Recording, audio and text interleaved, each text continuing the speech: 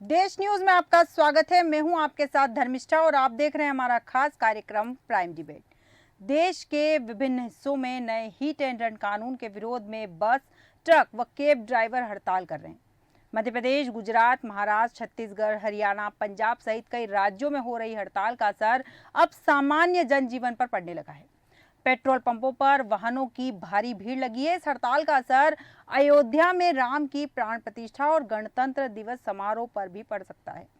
केंद्र सरकार इस मामले में सतर्क है। सरकार का प्रयास है कि इस मामले को जल्द से जल्द सुलझाया जाए। इसी के तहत मंगलवार को all India motor and goods transport association के अध्यक्ष राजेंद्र कपूर ने दिल्ली के सभी परिवहन चालकों और स्वामियों से अपील की है कि और इसमें कहा गया है कि इस विषय में बातचीत से हल संभव है। सभी लोग धैर्य से काम लें। ये कानून अगर लागू भी होंगे तो वे 1 अप्रैल 2024 से अस्तित्व में आएंगे। कपूर ने अपील में कहा है कि भारतीय न्याय संहिता कानून 2023 के तहत हिट एंड रन मामले में हिरासत अवधि व जुर्माना राशि को लेकर जो निर्णय लिया गया है उसमें अगर जमीनी तौर पर कमियां हैं तो उसे लेकर सरकार से बातचीत होगी और उन्हें दूर किया जाएगा। इस विषय पर विस्तार चर्चा के लिए हमारे साथ मेहमान मौजूद हैं। सचिन के वर्मा जी हमारे साथ जुड़ चुके हैं, भाजपा से केदार सिरोही जी हमारे साथ जुड़े हैं, कांग्रेस से रमाकांत पटेल हमारे साथ जुड़े हैं, आप प्रवक्ता श्री कृष्ण जो हमारे साथ जुड़े हैं अधिवक्ता, और दिनेश निगम जी हमारे साथ जुड़े हैं राजनीतिक विश्लेषक। आप सभी मेहमानों का देश न्यूज में बहुत बहुत स्वागत है।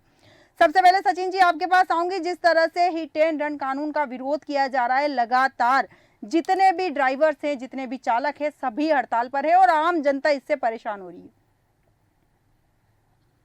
है। देखिए, अब कुछ भ्रांतियां फैली हुई है जी। हिट एंड रन केस का मतलब ये होता है कि अगर कोई एक्सीडेंट होता है तो आपको उसकी सूचना देनी है, चाहे वो पुलिस को दे, चाहे वो आप दे। तो उसकी सिर्फ सूचना से अभिप्राय है कि जो लोग बिना सूचना दिए लोगों को मरने के लिए छोड़,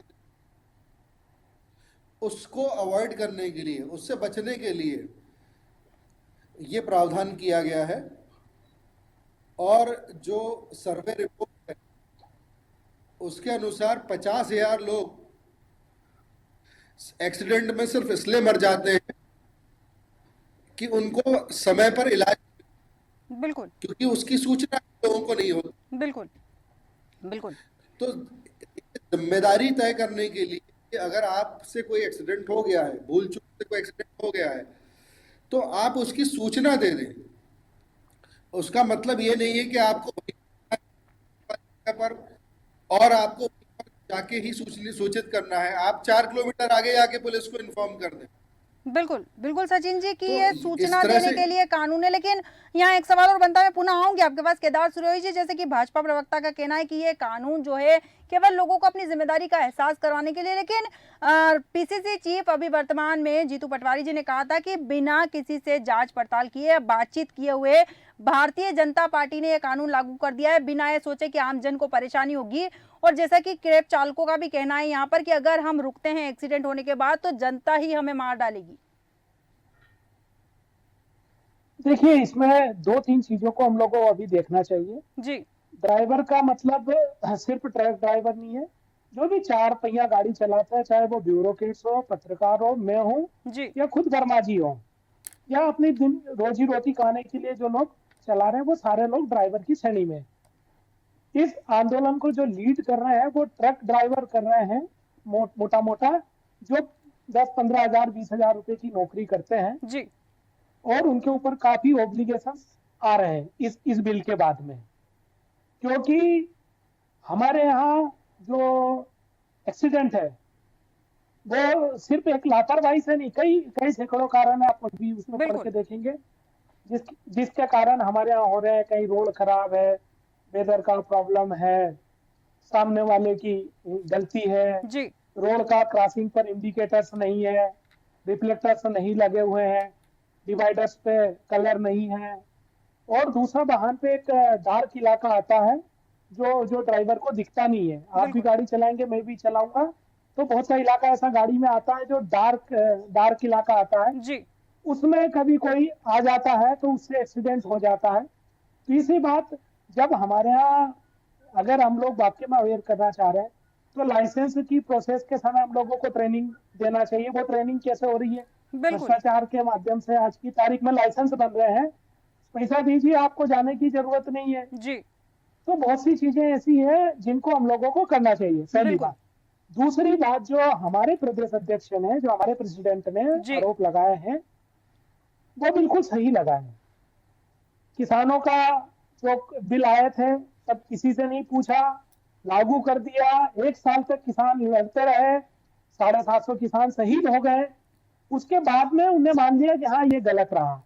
1 साल तक उनको खालिस्तानी, पाकिस्तानी, ना जाने जो जो कहना था कहा, पर 1 साल के बाद 750 लोगों को शहीदी होने के बाद में वो वापस लिया। ऐसा ही अग्निवीर वाले में हुआ, ऐसा ही इसमें हो रहा है।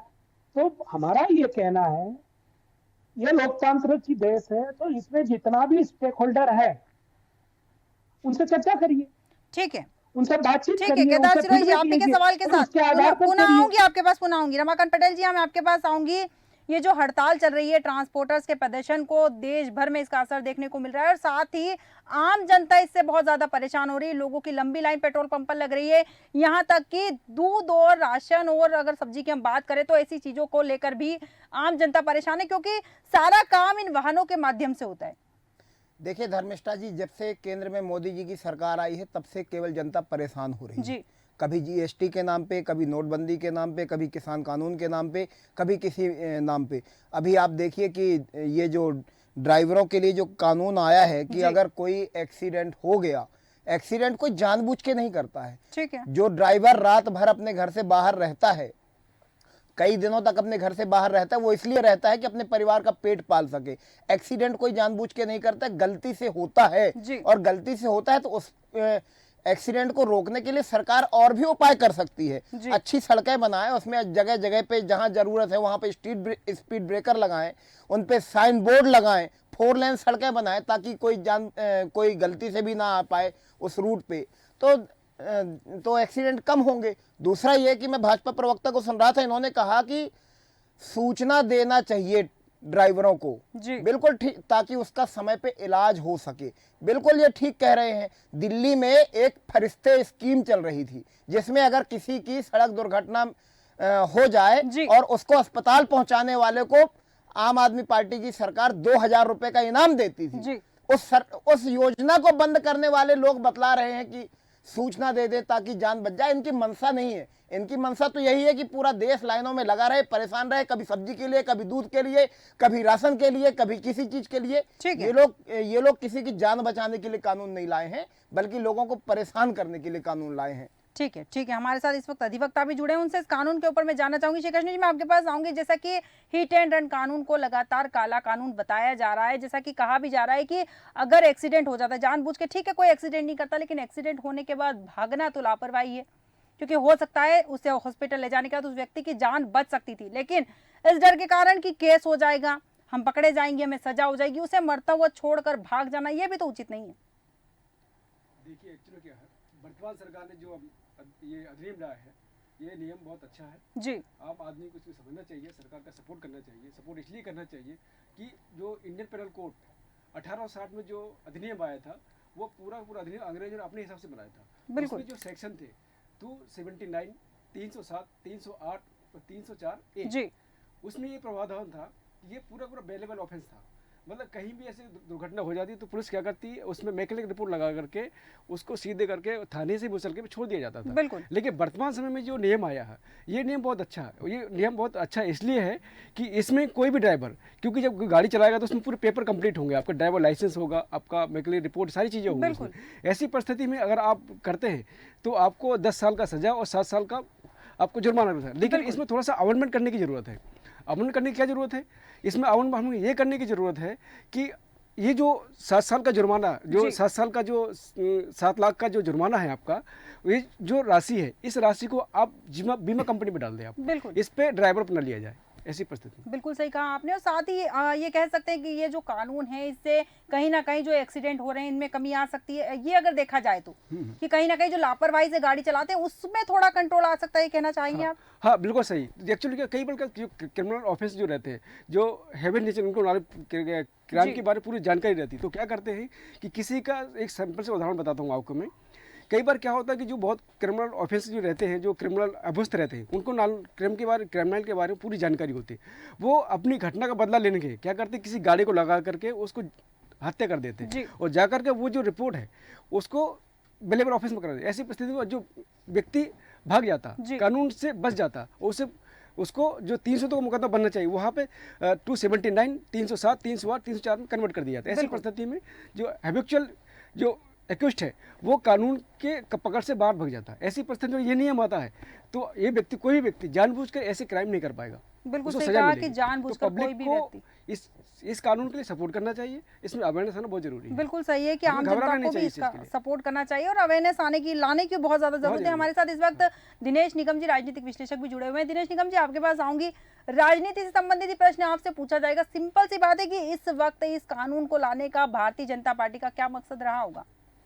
देखिए क्या है कि सबसे बड़ी बात ये है कि भारतीय जनता पार्टी इसके पहले भी कई उन्होंने संविधान में अमेंडमेंट किए हैं, कई कानून लाए हैं। अभी जैसे प्रवक्ताओं ने अपने अपने विचार अपने अपने उसमें उद्बोधन में उन्होंने बताया, स्पष्ट किया कि कैसे कैसे प्रावधान रखे गए और फिर क्यों विड्रा किए गए, किन परिस्थितियों में उनको विड्रा किया गया। बिल्कुल सवाल उसमें ये है कि ये जो स्थिति है, ये जो कानून अभी लागू किया गया, इसका मेन जो प्रचार प्रसार है वो तो यही है कि आम जनता में जिस तरह से एक्सीडेंट का मार्जिन बढ़ता जा रहा है देश में, उसमें रुकावट लगे किसी भी प्रकार से जो है इसमें इन प्रकार बिल्कुल मैं जो है इस तरह से रोक लगाई जा सके इनमें।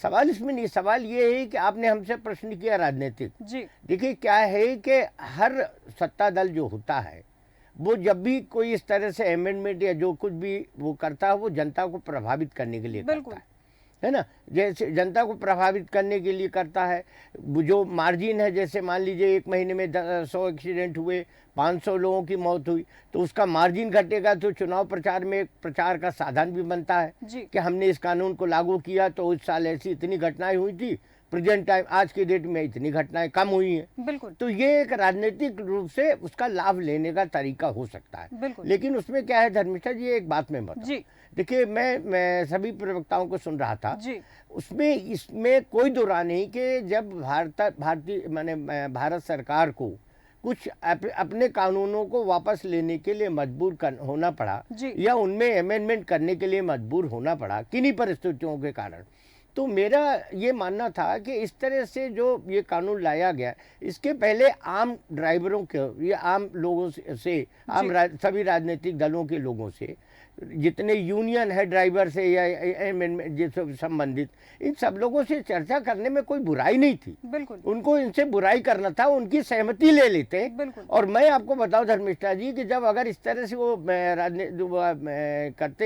प्रारंभ करते प्रक्रिया जो है ना, तो कहीं रुकावट नहीं आती। आज जो स्थिति देखने को मिल रही है कल से लेकर के और अभी पूरे देश में जो स्थितियां बनती जा रही हैं कि अब आम आदमी तो पीड़ित हो रहा है, ड्राइवर, ये हड़ताल से सबसे ज्यादा आम आदमी पीड़ित हुआ है। आप देखिए जो टमाटर जो है 20 रुपए 15 रुपए मिलता था, मैं खुद इसका गवाह हूँ। जब मैं कल मित्तल मार्केट में गया तो मैंने देखा कि जो चीज 20 रुपए की मिलती उसका 80 रुपए 60 रुपए, मैंने एक दिन के अंदर जब उसकी कीमत चौगुनी होती जा रही है तो इससे पीड़ित कौन होता है। और यही अगर उन्होंने पहले कर लिए तो ये प्रावधान कर लिया होता कि संघ के जितने भी मैंने ट्रांसपोर्ट है या जो भी उनके नेता हैं, राजनीतिक दल के जो लोग हैं, उनके सुझाव ले लिए होते और उसके बाद इस कानून को लागू करते तो आज ऐसी स्थिति नहीं बनती, है ना। तो कहीं ना कहीं पीड़ित तो जनता ही होती है।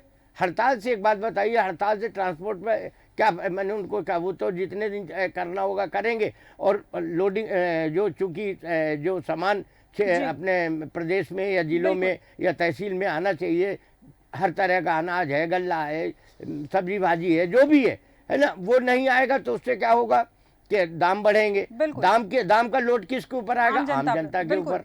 तो मेरा उसमें ये है कि अगर सरकार ये इसमें पहल करे और सारे लोगों को बुला करके उसमें चर्चा करे, अगर उनको लगता है कि नहीं ये सुझाव सही है तो अपने इस कानून में कुछ ना कुछ अमेंडमेंट करे। मैं एडवोकेट जी के बात से बहुत सहमत हूँ कि बहुत से ऐसे प्रावधान किए जा सकते हैं कि वो गरीब ड्राइवर जो 15,000 20,000 की नौकरी करता है, पूरे देश में घूमता है, तो उसके ऊपर इस तरह से थोपा नहीं जाए। बिल्कुल सही उसका कहा। उसमें सुधार बिल्कुल, किया बिल्कुल, जाए, बिल्कुल कोई निगम जी। ऐसा कानून में संशोधन किया जाए। बिल्कुल आपने सही कहा कि इस वक्त जो किया गया है वो सही है, हालांकि इससे एक्सीडेंट रुकेंगे, लेकिन साथ में अगर उन ड्राइवरों से बात कर ली जाती, उन चालकों से बात कर ली जाती, तो शायद इसमें कुछ और सुधार हो सकता था और ये जो विरोध के स्वर उठ रहे हैं ये शायद नहीं उठते और आम जनता भी परेशान नहीं कम होती। होते। सचिन के वर्मा जी, आपके पास आऊंगी मैं यहाँ पर। जैसे कि केदार सिरोही जी ने किसानों के बिल का भी यहाँ पर जिक्र किया है, तो किसानों के बिल के आने के बाद में नरेंद्र सिंह जी तोमर के ऊपर वो जो मंत्री थे उस पद से हटा दिए गए थे, क्या इस बार नितिन गडकरी जी का नंबर लगते हुए दिख रहा है? और दूसरा सवाल मेरा ये है आपसे कि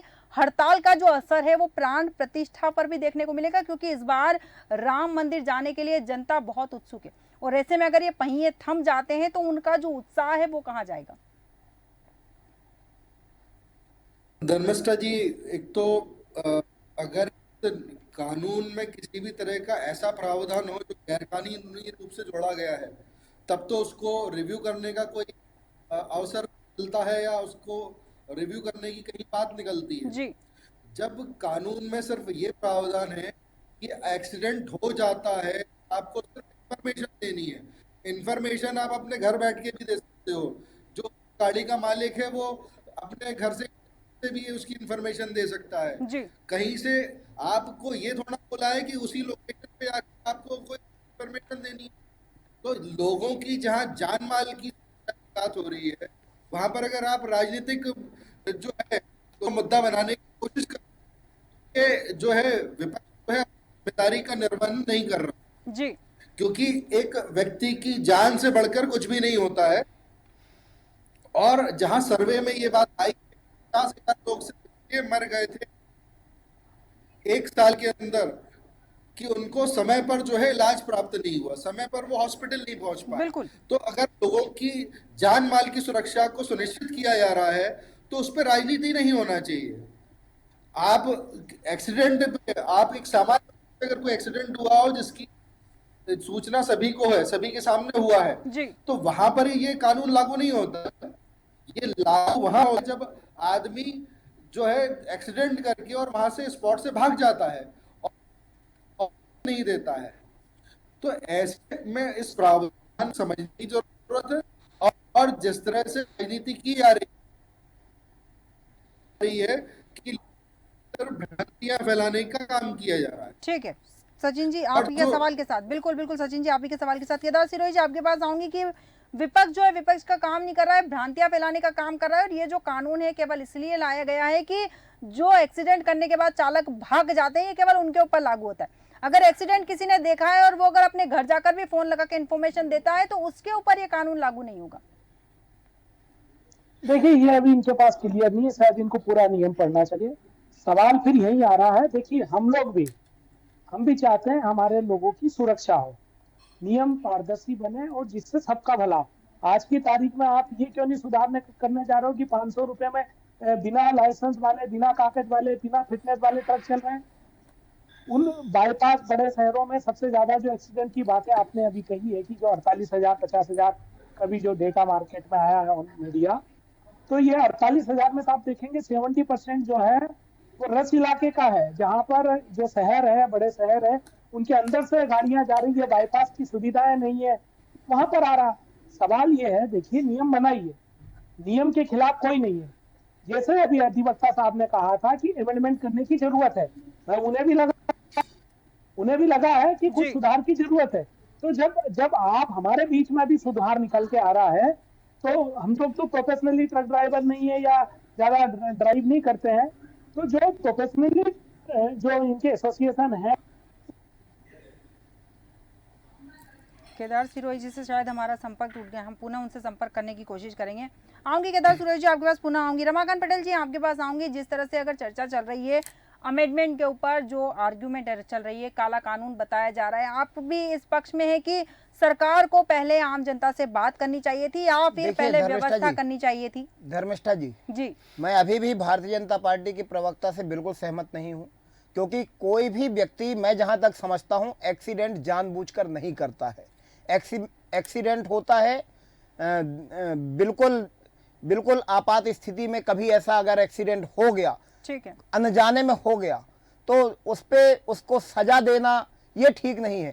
सजा होती है जानबूझ करके, अगर कोई कृत्य किया जाए उसके लिए सजा रमाकांत होती जी, है। जैसा कि आप कह रहे हैं कि देखिए, एक्सीडेंट जानबूझकर नहीं होता, उसके बावजूद भी कई सड़क हादसे होते हैं जिसमें इंसान मारा जा चुका होता है धर्मिष्ठा और जी, उसको अस्पताल धर्मिष्ठा जी, नहीं पहुंचाने धर्मिष्ठा के अभाव में वो मारा जाता है। धर्मिष्ठा जी, जी देखिए मैं फिर बतलाऊं कि भारतीय जनता पार्टी के लोग जो कह रहे जी। हैं, मैं फिर बतलाऊं कि जो फरिश्ते स्कीम चल रही थी दिल्ली की, उस अगर इनकी मंशा होती लोगों की जान बचाने की तो उस स्कीम को कंटिन्यू रखते कि अगर किसी की सड़क दुर्घटना हो जाए और उसको अस्पताल पहुंचाने वाले के ऊपर कोई केस नहीं हो, इसको कंटिन्यू रखो। यहाँ तो ये स्थिति है कि अगर कोई दुर्घटना पीड़ित व्यक्ति को अस्पताल पहुंचाता है तो सबसे पहले उससे सवाल किए जाते हैं। यहाँ तो ये स्थितियां हैं, इसमें सुधार करना चाहिए ताकि एक्सीडेंट भी कम हो, लोगों की जान भी बच सके। दूसरा, ये फरिश्ते जैसी स्कीम पूरे देश में चलनी चाहिए ताकि अगर किसी का एक्सीडेंट हो जाए तो उसको तत्काल पहुंचाने वाले, अस्पताल पहुंचाने वाले लोग जी। सामने मिले। दूसरा ये कि अगर इनकी मंशा होती कि एक्सीडेंट कम किए जाएं तो भाई स्पीड मॉनिटर लगाएं। अगर ऐसी कोई सड़क है जहां पे एक्सीडेंट का खतरा है, वहां पे कैमरे लगाएं कि अगर कोई गाड़ी इससे ज्यादा स्पीड में चलेगी तो उस पर तत्काल कार्रवाई होगी, उस पर चालान होगा, ऑटोमेटिक ये संख्या कम हो जाएगी। इसका मतलब ये थोड़ी है कि एक्सीडेंट रोकना है आप तो कुछ भी कानून लाओगे, बेगुनाह लोगों को आप जेल पहुंचाओगे। ये तो ठीक नहीं है ना कि भाई बेगुनाह लोगों को आप जेल पहुंचाओगे। कोई जानबूझ के एक्सीडेंट नहीं करता है, एक्सीडेंट धोखे से होता है, जानबूझ के कोई नहीं करता है। भारतीय जनता पार्टी के लोग करते होंगे जानबूझ के एक्सीडेंट। व्यापम में कितने लोगों की हत्या हुई ये जानते हैं, एक्सीडेंट होकर के कितने लोगों की मौत हुई, लेकिन उनको तो आज तक कोई सजा नहीं हुई। तो मैं ये कहना चाहता हूं कि भारतीय जनता पार्टी की मंशा बिल्कुल नहीं है कि एक्सीडेंट में कमी आए। इनकी मंशा ये है कि लोग लाइनों में लगे रहे, लोग परेशान रहे, लोग इनकी चर्चा करते रहे, कोई इनके बारे में अच्छा बोले, कोई इनके बारे में बुरा बोले। रमाकांत जी, एक सवाल और आपसे पूछना चाहूंगी। जैसा कि आपने कहा कि एक्सीडेंट कोई जानबूझकर नहीं करता, किसी बेगुनाह को सजा मिलना गलत है, तो जो किसी की जान लेके भागा है वो बेगुनाह कैसे हो सकता है? देखिए धर्मिष्ठा जी, मैं फिर बतलाऊं, अगर कोई धोखे से हो जाता है एक्सीडेंट तो आप उसको जो है अपराधी नहीं मान सकते हैं। धोखे से अपराधी तो होता है, जानबूझ के करता है। वही सवाल है ना कि उसका भागना तो उसको अपराधी बना रहा है ना। मैंने धर्मिष्ठा जी बहुत सारे लोगों को देखा है अपने गांव में। हमारे गांव में एक एक्सीडेंट हुआ था, बेचारा कहीं से आया था, दूर का आदमी था, उसको लोगों ने पीट के अधमरा कर दिया था, जबकि उसकी कोई गलती भी नहीं थी। तो ऐसे भी तो मामले होते हैं। तो भागने वाला तो मजबूरी होती है उसकी कि बेचारा भाग गया। जैसे कि हमारे साथ अधिवक्ता बैठे, उन्होंने भी कहा है, अभी जिक्र किया है अपनी बात में कि कई बार आपसी रंजिश के चलते भी किसी को मार दिया जाता है और उसे एक्सीडेंट का नाम दिया जाता है। तो पता कैसे चलेगा कि उसने जानबूझ के किया है या उससे गलती से हुआ है? ये तो जांचकर्ता को पता करना चाहिए, जो जांच करने वाले अधिकारी हैं। और अगर अधिकारी नहीं तो उनकी नियुक्ति की जाए, उनको ट्रेनिंग दी जाए कि कैसे पता करेंगे। ये तो जांच टीम की जिम्मेदारी है। ठीक है, ठीक है। अब तो एआई का जमाना आ गया, एआई टेक्नोलॉजी डेवलप की जानी चाहिए और लगानी चाहिए ट्रक, कार, मोटरसाइकिल, इनमें पता पड़ जाएगा। बिल्कुल बिल्कुल। केदार सूरज जी, आपके पास पुनः आऊंगी मैं। श्री कृष्ण जी, इस वक्त मैं आपके पास आऊंगी। इस कानून में और क्या बदलाव किए जाने चाहिए जिससे कि ये जो चालक विरोध कर रहे हैं ये भी विरोध ना करें और सेफ्टी भी बनी रहे? देखिए, मैंने आपको पहले ही फिर उसी बात रिपीट करूंगा कि हमें इसमें जानकारी की बहुत ज़्यादा आवश्यकता है। इस लोग को हम पढ़ना पड़ेगा, देखना पड़ेगा कि ये आम हित के लिए कानून है। जो कानून है ये देश के लिए बहुत ही लाभदायक कानून है। ये हमें इसमें राजनीतिक रोटियाँ नहीं सीखनी चाहिए। इसमें अगर आप रोड पे भारी वाहन ट्रक चला रहे हैं तो सारे पेपर कंप्लीट रखें आप, बिल्कुल सारे पेपर कंप्लीट रखें, है कि नहीं। अब आपको लगता है कि जुर्माना राशि हमें वो भारी कम डाल दीजिए तो ठीक है, उसमें आप अमेंडमेंट कर लें, उस राशि को आप जीवन पॉलिसी पर डाल दें। आप वो राशि आप जो भी जिसका भी एक्सीडेंट होगा क्लेम के माध्यम से वो पैसा बीमा कंपनी दे देगी आपको। ऐसी परिस्थिति में अब आप जो कह रहे हैं कि अब स्ट्राइक हो रही है, तो इसमें ये स्ट्राइक राजनीति, मुझे कहने के इसमें दूरदृष्टि से देखने में यही समझ आता है, राजनीतिक रोटियाँ सेकी जा रही हैं। हमें देश के आम जन को गुमराह किया जा रहा है। हमें आम जन को गुमराह न करते हुए स्पष्ट क्लियर कर संदेश देना चाहिए। ये जो नियम है बहुत बढ़िया नियम है और इसमें किसी बदलाव की चांस नहीं है। तो थोड़ा सा राशि का है उसको आप चेंज कर लें। बिल्कुल बिल्कुल सही कहा कि राशि का जो है समस्या है उसे चेंज कर देना चाहिए। दिनेश निगम जी, आपके पास आऊंगी। इसी महीने देश में दो बड़े आयोजन होने, 22 जनवरी को अयोध्या में राम मंदिर की प्राण प्रतिष्ठा समारोह और दूसरा गणतंत्र दिवस। अगर ये हड़ताल जारी रहती है तो क्या लगता है कि प्राण प्रतिष्ठा पर जो लोग जाने की तैयारी करके बैठे हैं उस पर भी असर देखने को मिलेगा? बिल्कुल पड़ेगा, क्यों नहीं पड़ेगा। इसीलिए मैंने अभी आपसे कहा कि सरकार अगर पहले ही इन मुद्दों इस कानून के बारे में राजनीतिक दलों को बुला करके और ट्रांसपोर्ट के नेता नेपाली जो भी उनके हैं उनको बुला करके चर्चा करने के बाद इसका इम्प्लीमेंट किया होता तो आज ऐसी स्थिति नहीं बनती।